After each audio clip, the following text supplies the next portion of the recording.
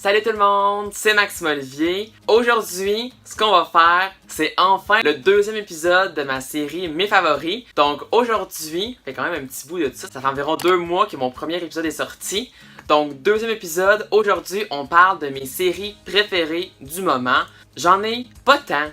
Genre, j'écoute plus de vidéos YouTube, comme vous le savez sûrement. Donc, je vous ai fait un top 5 de mes séries préférées. Et pour noter mes séries préférées, je vais les classer selon des catégories et faire une moyenne globale à la fin. Donc, les 3 catégories avec lesquelles je vais analyser les séries, ça va être la catégorie de l'intrigue, la catégorie du montage et la catégorie de l'attachement avec les personnages. Et on commence tout de suite avec mon 5e. Dans le fond, ma 5e série préférée dans mon top 5, c'est 2 émissions parce que c'est 2 émissions que j'ai pas commencé définitivement. J'ai écouté le premier épisode ou une partie du premier épisode, mais j'ai pas écouté le reste de la série, donc je peux pas vraiment savoir si c'est excellent.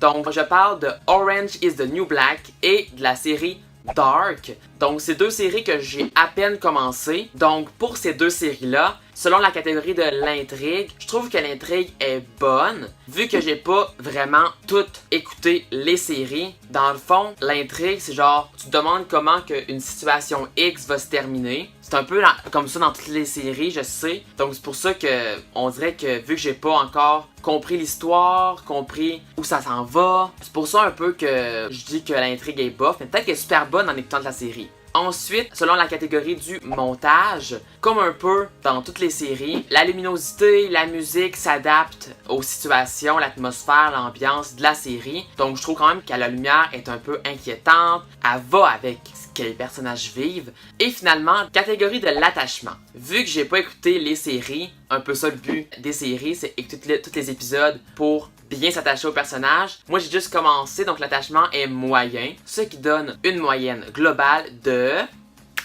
6.3 sur 10. Il est pas beau le nombre, hein, 6.3. Je sais bien. Pas grave, ça donne ça comme moyenne. On fait ça plus ça plus ça, divisé par 3.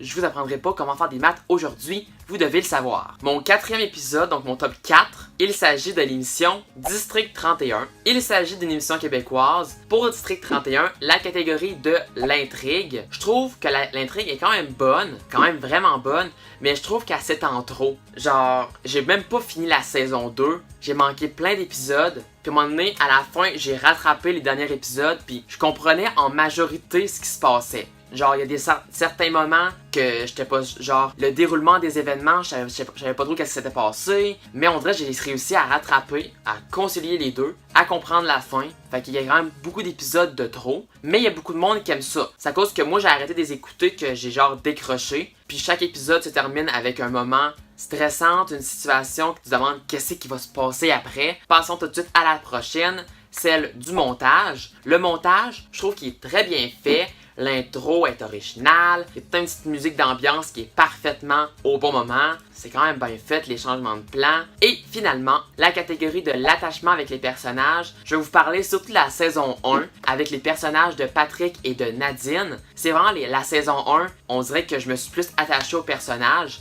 Même si j'ai moins écouté les épisodes. Surtout Nadine. Nadine, c'est quand même un personnage assez important de la série, qui se met dans des situations compliquées. Puis on s'attache. Puis en plus, Patrick et Nadine, ils étaient ensemble. À la fin, on a su qu'ils formaient un couple pour un total de 7,3 sur 10 pour la moyenne globale. Prochaine série, mon top 3, c'est la série 3%. Top 3, 3%. Une série Netflix qui est espagnole, je pense. En tout cas, elle a été tournée au Brésil, mais c'est quand même vraiment facile à comprendre. Mettez les sous-titres en anglais, ils sont pas en français. Tu t'habitues. J'ai clenché la saison 1 qui est de 8 épisodes en 2 jours. 4 épisodes chaque journée.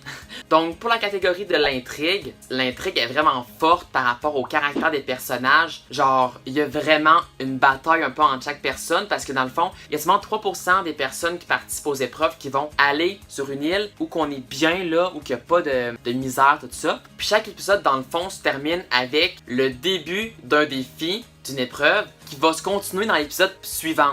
Dans le fond, on sait c'est quoi un peu l'épreuve, on sait un peu la réaction des personnages face aux épreuves. On est genre, ok, comment ça va se passer, cette épreuve-là. Qui va en sortir vainqueur, qui va s'en aller, qu'est-ce qui va se passer. Fait que t'es genre, épisode suivant. Après t'es genre, merde, faut que j'aille me coucher ou faut que j'aille mes cours. Je m'en vais, faut que je quitte, genre. Ensuite, pour ce qui est du montage, on voit des fois quand un personnage souffre, on voit sa face en gros plan. Donc les angles de vue sont bons pour nous faire ressentir ce que les personnages ressentent. Ils sont genre, aïe donc. Donc on sent vraiment la colère, genre on sent tout ce qu'ils ressentent, on sent un peu comment qu'ils réfléchissent, genre ok toi là, je veux que tu partes pour me donner ta place, tout ça. Puis aussi la musique est parfaite, genre est vraiment en suspense. On passe ensuite à la catégorie de l'attachement. C'est pas vraiment un attachement, c'est plus une répulsion. Il y en a certains que tu peux t'attacher un petit peu, t'es genre je veux que tel personnage gagne, mais on dirait que c'est une sorte de répulsion plus entre nous et les personnages. On dirait qu'on avance dans la série au point de les haïr vraiment beaucoup. Ce qui fait une moyenne globale de 8 sur 10. La prochaine série, on continue, top 2. On approche du top 1. C'est 13 Reasons Why, le top 2. Donc 13 Reasons Why, par rapport à l'intrigue, je trouve qu'il rend des moments très forts avec les situations difficiles. Puis chaque épisode se termine par un moment stressant par rapport à un personnage. Il y a un personnage qui vit une situation difficile, puis ça s'arrête.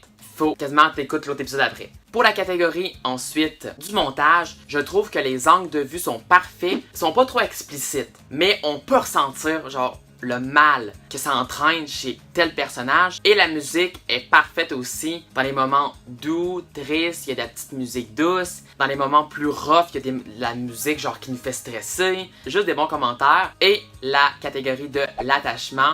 Oui, ça aussi, je peux le dire, on est vraiment attaché au personnage, même que des fois, cette série-là, je la considère peut-être un peu plus difficile à clencher, parce que des fois, elle est tough, puis je veux vous l'avouer, les moments tristes, ça m'a emmené à verser des larmes. Pour vrai, là, pour une moyenne quand même facile à compter, 9 plus 9 plus 9 divisé par 3, ça fait, j'allais dire 27, non, il faut faire le divisé par 3, ça fait 9 sur 10 comme moyenne globale, et finalement, roulement de tambour,